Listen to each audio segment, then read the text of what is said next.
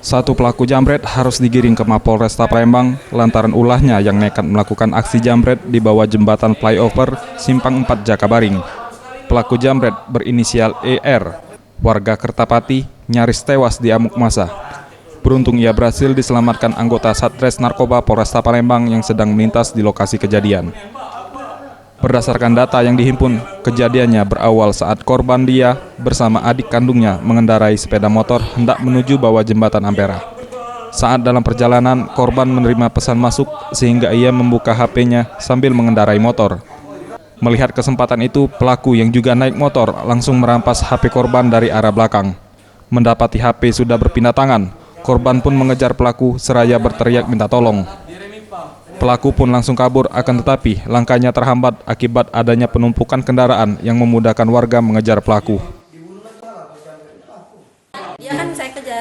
Oh, dikejar? Saya kejar tadi. Terus kan di pasar ini kan posisi kan rame, Pak. Jadi saya jeri-jeri, ya jadi orang pada ini, pada ke dia, iya gitu. Ditabrak, terus iya. Ditabrak oleh kita. Enggak. Apa terjebak macet? Apa? Apa? Iya, terjebak macet. Tim Liputan Sriwijaya TV.